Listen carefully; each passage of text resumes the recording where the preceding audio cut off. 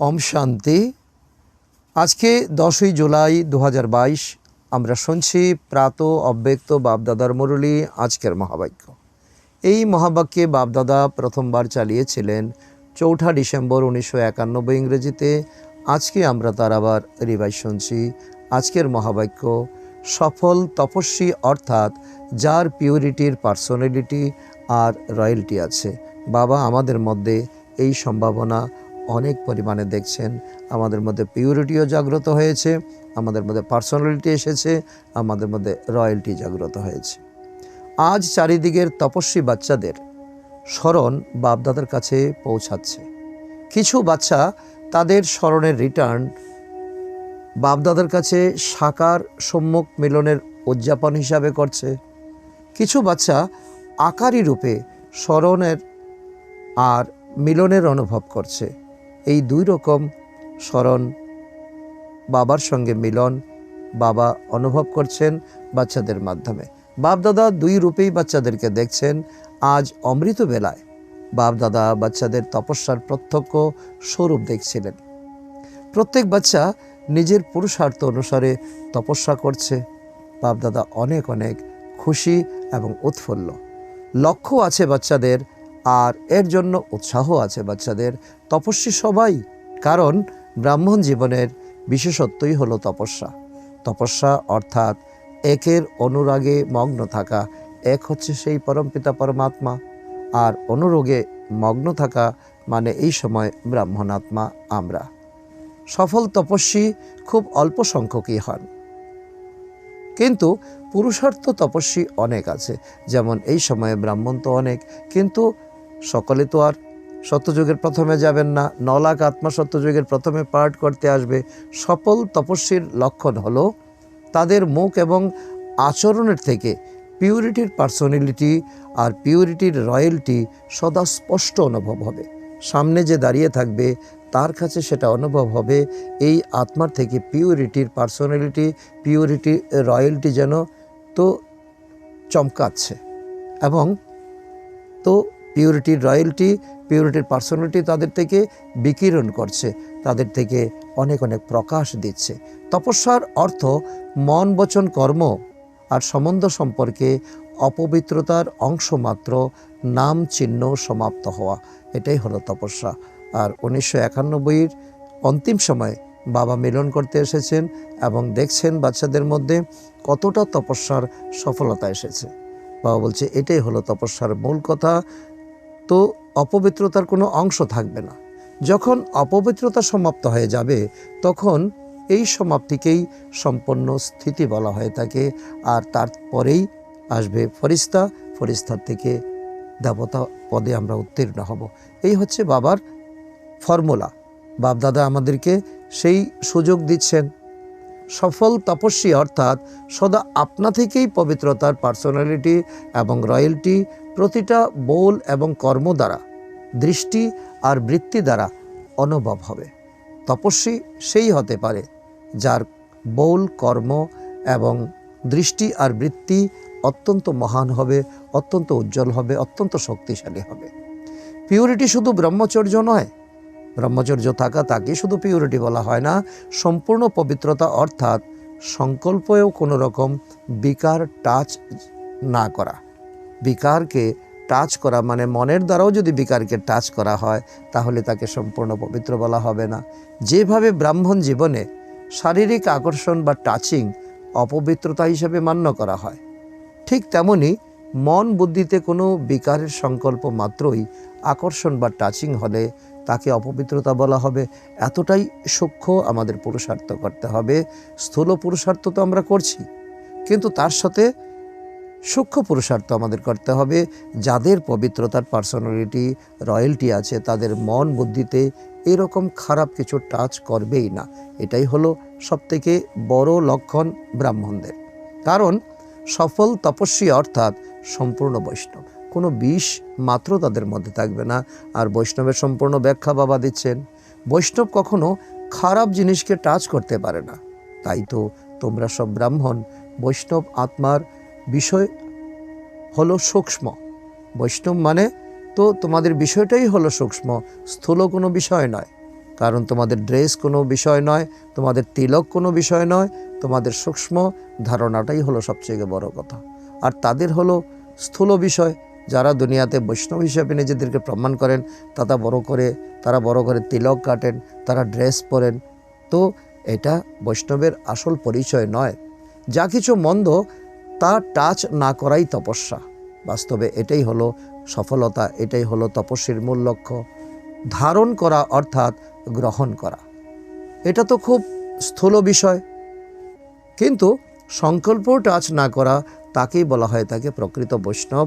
এটা হলো অত্যন্ত সূক্ষ্ম ব্যাপার। এই সূক্ষ্মই হলো এই সময়ে স্বয়ং পরমাত্মার সাথে আমাদের কানেক্টিভিটি রেখে নিজের সমস্ত ময়লা আবর্জনা তো একেবারে নিজের জীবন থেকে বিদায় দিয়ে সম্পূর্ণ বৈষ্ণব হিসাবে নিজেকে প্রমাণ করা। শুধুমাত্র স্মরণের সময়ে স্মরণ থাকা, একটা সময়ে অমৃতবেলা নতুবা নুমাসাম সময়ে স্মরণ করা, তো একে তপস্যা বলা যায় না। তপস্যা অর্থাৎ পিউরিটির পার্সোনালিটি এবং রয়্যালটির অনুভব নিজেও করা আর অন্যদেরকেও অনুভব করানো, এটাই হলো তপস্যা। সফল তপস্বীর অর্থই হলো বিশেষ মহান আত্মা হওয়া। মহান আত্মার দুনিয়াতে যা কোয়ালিটি তা তো আছেই, কিন্তু বাবার দৃষ্টিতে মহান আত্মা হলো সফল তপস্বী। সফল তপস্বী হলো মহান আত্মা হিসাবে নিজেকে পরিগণিত করা, সকলের কাছে উল্লেখযোগ্য নিজেকে তো প্রমাণ করা। বিশেষ আত্মাদের এবং মহান আত্মাদের দেশের এবং বিশ্বের পার্সোনালিটিস বলা হয়। তারা অনেক কিছু তো দেশের অনেক উপকারী কাজে আসেন, অনেক দেশের তো মহান উপকারী তারা সম্পদ। পবিত্রতার পার্সোনালিটি অর্থাৎ সর্বকর্মে মহত্ব আর বিশেষত্ব, এটাই হলো লক্ষণ। পার্সোনালিটি অর্থাৎ সদা নিজের এবং অন্যদের সেবায় সবসময় বিজি থাকা, নিজের স্ব-উন্নতি এবং বিশ্বকল্যাণ, অর্থাৎ নিজের এনার্জি, সময়, সংকল্প ওয়েস্ট না করা, সময় ব্যর্থ না গাওয়ানো, বরং সেসব সময় উপযোগী বানানোর কথা বাবা বলছে। তো এদেরকে পার্সোনালিটি আত্মা বলা হবে। তারা পরোপকারী হবে এবং সময় উপযোগী। তারা নিজের এনার্জিকে খরচ করবে, নিজের জন্য শুধু নয় দেশের জন্য করবে। তো যাদের পার্সোনালিটি আছে তারা কখনো তুচ্ছাতি তুচ্ছ বিশেষ বিষয়ে নিজের মন বুদ্ধিকে বিজি রাখবে না। তারা অত্যন্ত ঊর্ধ্ব মনোবৃত্তি সম্পন্ন হবে। তাই তো তোমরা শ্রেষ্ঠ আত্মার সামনে অপবিত্রতার বিষয়গুলো ছোট নাকি বড় মনে হয়। সেজন্য তপস্বী অর্থাৎ সেই সমস্ত বিষয়ে শোনেও না শোনা, দেখেও না দেখা, এমন অভ্যাস করছো তো তোমরা? এমন তপস্যা করছো বাবা? তো আমাদের তপস্যা বর্ষের অন্তে আমাদেরকে প্রশ্ন করছেন, দেখতে চাইছেন আমাদের তপস্যার সফলতা, নাকি এতটাই ভাবো তো দেখতে তো চাই না তবু দেখে ফেলেছি, শুনতে তো চাই না তবু শুনে ফেলেছি। যেমন যখন কোনো জিনিসের সাথে তোমাদের কানেকশানই নেই, তোমাদের কোনো যোগাযোগই নেই, সেসব জিনিস দেখো না তো এটাই তো নিয়ম।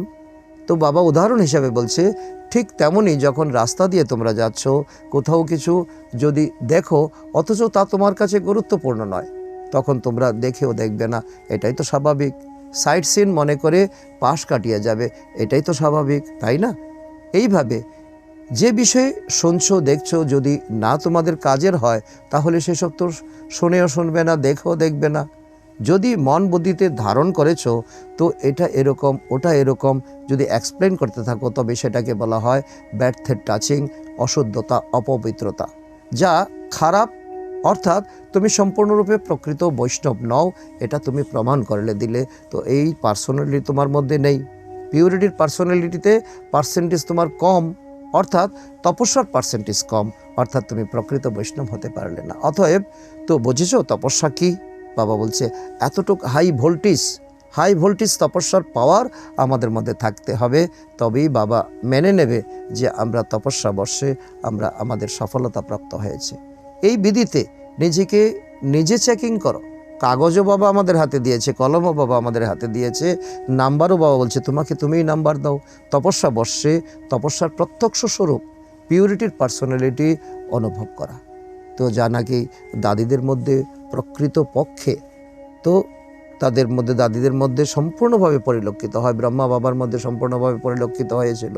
তো ব্রহ্মা বাবার উত্তরসূরি দাদিদের মধ্যে পরিলক্ষিত হয়েছিল। পার্সোনালিটি কখনো লুকিয়ে থাকতে পারে না, প্রত্যক্ষভাবে অবশ্যই তা ফুটে উঠবে, দেখা যাবে। যেমন সাকার ব্রহ্মা বাবাকে তোমরা দেখেছো, পিউরিটির পার্সোনালিটি কত স্পষ্টভাবে অনুভব করতেন। যারা ব্রহ্মা বাবার সামনে আসতেন সকলে অনুভব করতেন, এই যেন আমি এক ফরিস্তার সামনে দাঁড়িয়েছি। ব্রহ্মা বাবাকে অনেক উজ্জ্বল দেখতেন, ব্রহ্মা বাবাকে ফরিস্তা রূপে দেখতেন। তো ব্রহ্মা বাবার মধ্যে অনেক কিছু সাক্ষাৎকার করতেন।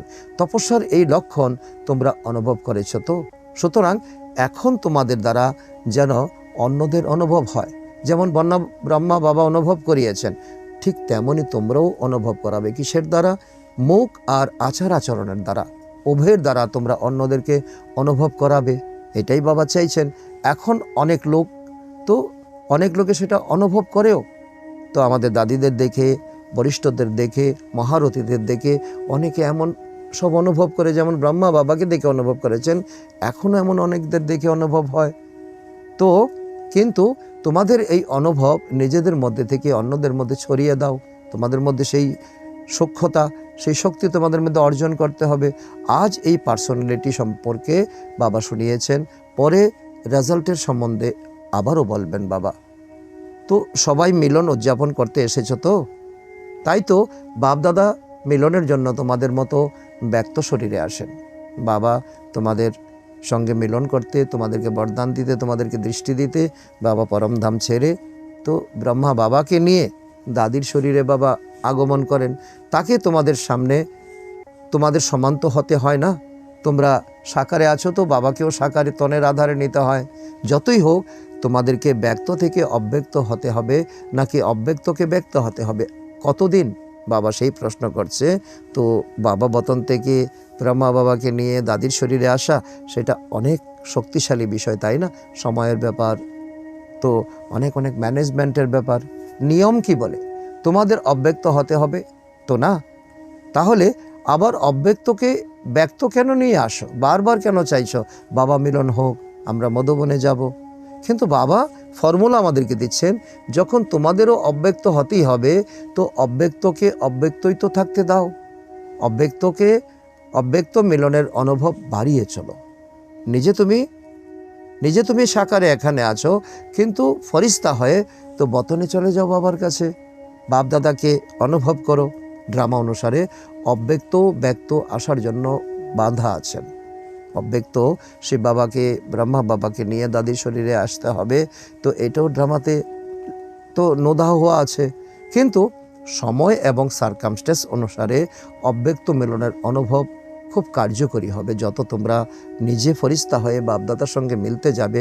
কারণ সময় এবং সারকামস্টেন্স, সময় এখন কলিযুগের অন্তিম সময়, সারকামস্টেন্স এখন খুব নাজুক, এখন ছুঁইমুই একটা চতুর্দিকে একটা ভাব বিরাজ করছে, পরিবেশ পরিস্থিতি ভারী হয়ে গেছে। সেজন্য এই অব্যক্তকে এত স্পষ্ট আর সহজ বানাও, যাতে সময়কালে এই অব্যক্ত মিলন সাকার সমানই তোমাদের অনুভব হবে। বাবা মধুবন আসুক কিংবা না আসুক, বাবা দাদির শরীরে আসুক কিংবা না আসুক, কিন্তু তোমাদের অব্যক্ত মিলন যাতে সদা সর্বদা একরস থাকে। বুঝতে পেরেছো? সেই সময় এমন বলো না যে আমাদের তো ব্যক্তের মধ্যে অব্যক্তর সাথে মিলনের অভ্যাস আছে। সময় অনুসারে তোমরা মিলন উদযাপন করতে পারো। তো এটাই তোমাদের অনুভব হওয়া উচিত। যে যেখানেই থেকে এসেছো, এই সময় তোমরা সবাই মধুবন নিবাসী। বাবা এক সুন্দর উদাহরণ আমাদেরকে দিচ্ছেন, শক্তিশালী স্থিতির কথা বলছেন। নাকি তোমরা নিজেদেরকে মহারাষ্ট্র নিবাসী, উড়িষ্যা নিবাসী মনে করো? তো এমন তো হওয়া উচিত নয়। অরিজিনালি তোমরা তো মধুবন নিবাসী, তাই না? সেবার্থে তোমরা ভিন্ন ভিন্ন জায়গায় গেছো, ট্রান্সফার হয়েছো। ব্রাহ্মণ অর্থাৎ মধুবন নিবাসী, এটাই তোমাদের পার্মানেন্ট অ্যাড্রেস।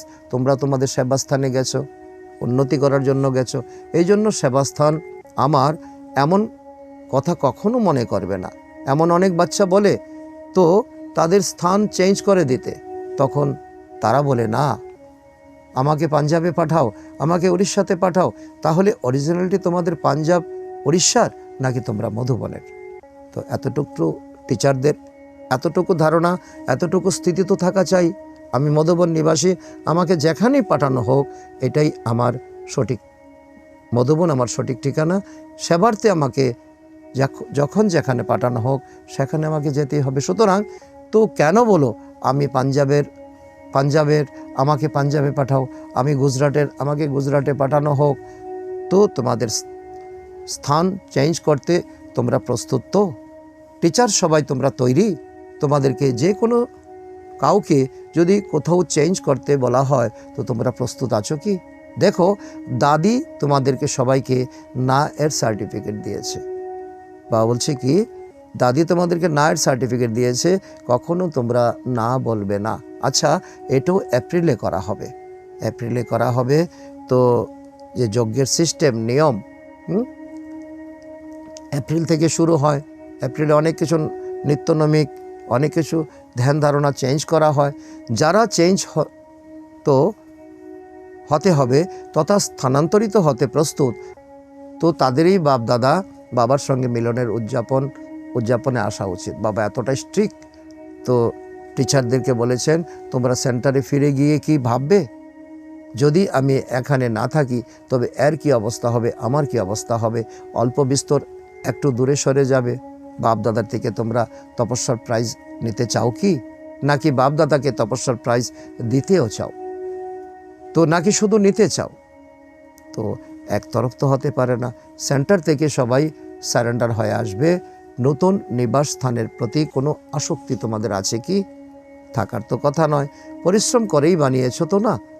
সেখানে আমিত্ববোধ আছে কি নেই? সেখানে তপস্যাকে কি বলা যাবে? যদি তুমি তপস্যা করেই থাকো, ব্রাহ্মণ হয়েই থাকো, তো আমি পরিশ্রম করে বানিয়েছি, আমাকে এখানে থাকতেই হবে, তো এটা তো কোনো গ্যারান্টি নেই। বাপদাদার তো যজ্ঞের যে সিস্টেম, সেই সিস্টেম তো চলবে। তপস্যা অর্থাৎ তোমার, এবং তপস্যা ভঙ্গ হওয়া মানে আমার। তো এই তপস্যা ভঙ্গ যাতে না হয়, এজন্য ব্রাহ্মণদেরকে সদা সতর্ক থাকতে হবে। বুঝেছো? এরা তো সবাই ছোট ছোট টিচার্স, সুতরাং তারা বলবে কোনো ব্যাপার নয়, তো এখান থেকে ওখানে যাব, কোনো এমন বিষয় নয়। বড়দের একটু ভাবতে হয়। আচ্ছা, যারা সেন্টারে আসে তারা হয়তো ভাববে আমাদের টিচার চলে যাবে, তো তোমরা সবাই কি আবার রেডি? যে কেউ যে কোনো কোথাও চলে যেতে পারে যে কোনো সময়, নাকি বলবে আমাদের তো এই টিচার চাই, আমাদের এই টিচার না হলে আমাদের পুরুষার্থ হবে না? যারা মনে করো যে যে টিচারই পাবে তাতেই আমরা রাজি, তাতেই আমরা সন্তুষ্ট, তাহলে তোমরা হাত তোলো। তো যে কোনো টিচারকে যারা স্বীকার করে, তো এটা জেনে যে দায়িত্ব বাপদাদার, কাকে দেবেন কাকে না দেবেন দায়িত্ব বাপদাদার, দায়িত্ব দাদি দিদির, তো তারা হাত তোলো। তো এখন তো এটা টিভিতে চলে এলো তো না, বাপদাদা এটা সাক্ষী হিসাবে রেখে দিলেন, সবার ফটো টিভিতে তোলা হয়ে গেছে, সবাই দেখবে। কিন্তু অন্তিম সময়ে যদি বাপদাদাকে প্রতিজ্ঞা করে কথা দিয়ে, তো তারপর যদি কোনো রকম দ্বিধাদ্বন্দ্বে এসে যাও, তারপর কিন্তু মায়া তোমাদেরকে অনেক অনেক কষ্ট দেবে, মায়া তোমাদেরকে জাপটে ধরবে।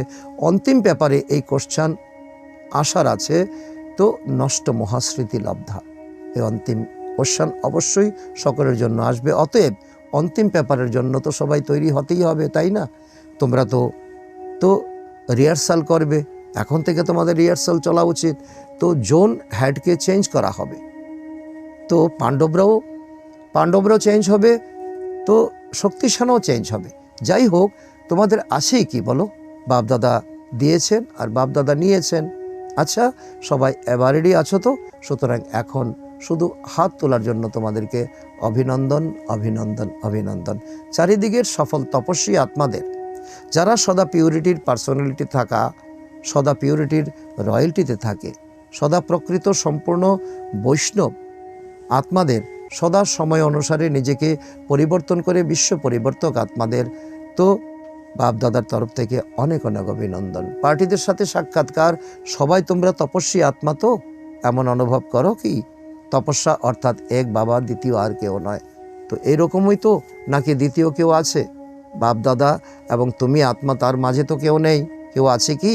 কোনো ব্যক্তি নাকি কোনো বৈষব, কোনো বিষয়, কোনো বৈভব, এক ব্যতীত অন্য কেউ নেই। এটাই হলো তপস্যা, এটাই হলো বাপদাদার সঙ্গে সবথেকে বড় মিলন। নাকি অল্প অল্প সম্বন্ধ আছে, নিমিত্ত হয়ে সেবা করা সেটা একটা বিষয়, কিন্তু যেখানেই সম্বন্ধ থাকবে, হয় ব্যক্তির সঙ্গে অথবা বৈভবের প্রতি, তোমাদের বুদ্ধি অবশ্যই সেদিকে যাবে। যেখানে থাকবে ধন, সেখানে যাবে মন। তো সম্বন্ধর লক্ষণ এটাই, যতই তপস্যা করবে কিন্তু যেদিকে ধন থাকবে সেখানে তোমার মন টানবে, তো মন অবশ্যই ছুটে চলবে, তো সেখানে চলে যাবে। অতএব চেক করে দেখো সারাদিনে মন আর বুদ্ধি কোথায় কোথায় দৌড়ায়, বাবা আর সেবা ব্যতীত অন্য কোথায় যায় কি? যদি যায় তো অবশ্যই তোমার সম্বন্ধ আছে, তার থেকে তোমাকে চেঞ্জ করতে হবে। যদি অন্যের সঙ্গে ব্যবহারে থাকো তো যা কিছু করো সেটা ট্রাস্টি হয়ে করা উচিত, ট্রাস্টি হয়ে করা উচিত। আমার মত তো আমার মত, হ্যাঁ, তোমার, এটা আমার কাজ, আমাকেই দেখাশোনা করতে হবে, আমার দায়িত্ব, এরকম বলো কখনো? নাকি এরকম এরকম তোমার, তোমাতেই অর্পণ, সব কিছুই তোমার, আমিও তোমার, আমার মন বুদ্ধি সংস্কার সকলেই তোমার, তো আমার কোথা থেকে এলো? সুতরাং এই বলো তোমরা কখনো বলতে পারো না, আমাকেই দেখভাল করতে হবে, আমাকেই করতে হবে, আমারই দায়িত্ব, সুতরাং আমাকে দায়িত্ব পালন করতে হবে। আমার বলার সাথে সাথে এটা বোঝা হয়ে যায় না? তো এটা বাবা করবেন, আমি নিমিত্ত মাত্র, তখন তোমরা হালকা হয়ে গেলে। বোঝা ওঠানোর অভ্যাস তো নেই, তাই না? 63 জন্ম বোঝা অনেক উঠিয়েছ, অনেক বোঝা ওঠানোর অভ্যাস তোমাদের হয়ে গেছে না? বোঝা ওঠানো ছাড়া থাকতে পারো না। অভ্যাসে তারা বাধ্য হয়ে যায়, অভ্যাসের দাস হয়ে যায়। তো আমার মনে করা মানে বোঝা ওঠানো, বুঝতে পেরেছ? অল্প কিছু সরিয়ে রেখেছ কি ধন, এই ভেবে যে প্রয়োজনে সময় লাগবে, সময়ে প্রয়োজনের সময় কাজে আসবে, তো অন্তিম সময়ে কাজে আসবে। পাণ্ডবরা অল্প ব্যাংক ব্যালেন্স, অল্প হাত খরচ রেখেছ কি? সামান্যতম আমিত্বভাব রেখো না। আমার মানেই ময়লা হওয়া, তো যেখানে আমিত্বভাব হবে সেখানে বিকারের ময়লা অবশ্যই হবে। যদি তোমরা তোমার বলো তাহলে কি হবে? তোমরা ডুবে যাবে না, বরং সাঁতরাতে থাকবে, সাঁতরাতে তোমরা পারে উঠে আসবে। তো সাঁতার কাটতে মজা তো লাগে না? সুতরাং তপস্যা অর্থাৎ তোমার, সব কিছু তোমার, আমার কিছু নয়, আমার নয়। আচ্ছা, এই হলো ইস্টার্ন জোন। ইস্টার্ন জোনের সঙ্গে বাবা মিলতে এসেছেন, তো সূর্য উদয় হয় ইস্টার্নে, তাই না? তাহলে যারা ইস্টার্ন জোনের কাছে, তো বাবার সঙ্গে সারণিক, তো সূর্য সদাই চকমক করে। তো ইস্টার্ন জোনের যারা, তো বাবা বলছে তোমরা সদাই তো ঈশ্বরকে সাথী বানিয়েছ, ঈশ্বরের সঙ্গে সদা সর্বদা তোমরা তো একত্রে থাকো। সবাই তপস্যার সফলতা প্রাপ্ত করেছ, তো তপস্যা সন্তুষ্ট হয়েছ? নিজের চার্টে তোমরা সন্তুষ্ট, নাকি এখন হতে যাচ্ছ? এখন যদি হতে যাও তাহলে কি সময় আছে? এটাও একটা লিস্টের গিফট যেটা হয় তাতে কোনো খরচ তো করতে হয় না। গিফট মানে দান, কেউ দিয়েছে তো সম্মান করেছে, সেটা কেনার জন্য পরিশ্রম করতে হয় না। এক তো হলো নিজের পুরুষার্থের জন্য, আর দ্বিতীয় হলো বাবা দ্বারা বিশেষ গিফটের প্রাপ্তি। সুতরাং তপস্যাবর্ষ একটা গিফট, সহজ অনুভূতির গিফট। তো এটা সকলের অনুভব হয়েছে কি? তোমরা যতটা চাও তা সবটা করতে পারো, পরিশ্রম কম, নিমিত্ত মাত্র, এবং প্রাপ্তি বেশি করতে পারো। এখন সময় আছে, বছর সম্পূর্ণ হয়নি, এখন যা নিতে চাও নিতে পারো, বাবার ভান্ডারা খোলা। সেই জন্য সফলতার সূর্য ইষ্টে জাগাতে দাও। তো ইস্টার্ন জোনকে বাবা প্রেরণা দিচ্ছেন, তোমাদের থেকে বাবার প্রত্যক্ষতা শুরু করো। সদা সর্বদাই তোমরা খুশি, নাকি কখনো তুচ্ছ কিছু বিষয়ে তোমরা নারাজ হয়ে যাও? তোমাদের খুশি বাড়তে থাকে, কম হয় না তো? এটাই এক ব্রাহ্মণের লক্ষণ, এটা তপস্যার লক্ষণ। মায়াজিত হয়েছ, নাকি মায়া তার রং দেখিয়ে দেয়? এটা হলো তোমাদের পরিচয়। যে যতই রং দেখাক, আমি মায়াপতি, আমি মালিক, মায়া হচ্ছে আমার দাস, মায়া রচনা, আমি মাস্টার রচয়িতা। সুতরাং খেলা দেখো, কিন্তু খেলার পরাজয় বরণ করো না। মায়া যতই আমাকে অনেক খেলা দেখাক, আমার সব কিছু পর্যবেক্ষক হয়ে মনোরঞ্জন হিসাবে দেখতে হবে। দেখতে দেখতে পরাজিত হয়ও না, সাক্ষী হয়ে সম্পূর্ণ পৃথকভাবে দেখে যাও। তপস্যায় যারা সম্মুখবর্তী তারা গিফটের অধিকার নাও, সেবা তোমাদের অনেক ভালো হবে। নিজের পুরুষার্থের দ্বারা তোমরা উঠছো, আর সেবা তো তোমরা অনেক অভিনব দেখাচ্ছ। সবাই ফার্স্ট ডিভিশনে যাচ্ছ, সদা ফার্স্ট থাকো, সেকেন্ড হয়ও না। এটাই বাবা বাচ্চাদেরকে অনুপ্রেরণা দিচ্ছেন। যদি তোমরা ফার্স্ট থাকো তাহলে সূর্যবংশীতে আসবে, সেকেন্ড হলে চন্দ্রবংশীতে আসবে। যারা ফার্স্ট নম্বরে থাকে তারা মায়াজিত হবে। তোমাদেরকে কোনো সমস্যা থাকবে না, কোনো প্রবলেম তোমাদের থাকবে না, কোনো কোশ্চেন তোমাদের থাকবে না, কোনো দুর্বলতা তোমাদের থাকবে না। ফার্স্ট নম্বর অর্থাৎ ফার্স্ট পুরুষার্থ। তো যারা ফার্স্ট পুরুষার্থ করছে তারা পেছনে থাকবে না, তারা সদা এগিয়ে যাবে, সদা সাক্ষী আর সদা বাবার সাথী। এটা স্মরণে রেখো, বাবা তোমাকে সাথী হয়ে সদা সর্বদা তোমাকে সব বিপদ থেকে তোমাকে রক্ষা করছে। আজকের বরদান, সদা উৎসাহ থেকে নিরাশাবাদীকে আশাবাদী বানিয়ে প্রকৃত সেবাদারী ভব। এত বড় বরদান আমাদেরকে বাবা দিচ্ছেন, এটা আমাদেরকে কার্যকরী করে দেখাতে হবে। ব্রাহ্মণ অর্থাৎ যারা সবসময় উৎসাহ ভরা জীবনে উড়ে এবং অন্যদেরকে উড়ায়, তারা কখনো নিরাশ হয় না। কেননা তাদের অকুপেশন হলো নিরাশাবাদীকে আশাবাদী বানানো, অনেক কঠিন কাজ, অনেক অসম্ভবকে সম্ভব বানানো। এটাই প্রকৃত সেবা। প্রকৃত সেবাদারির উৎসাহ কখনো কম হতে পারে না। যদি তোমাদের উৎসাহ থাকে তো এই জীবনযাপনে আনন্দ আছে। ঠিক যেমন শরীরের শ্বাসের গতি যখন যথার্থ রূপে চলে তখন বলা হয়ে থাকে ভালো স্বাস্থ্য। এমন ব্রাহ্মণ জীবন অর্থাৎ উৎসাহ, নিরাশা নয়।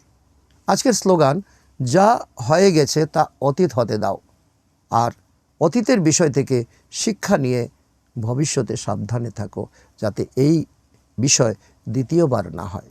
আজকের সমান আমি প্রকৃত সেবাদারী আত্মা। আচ্ছা, ওম শান্তি।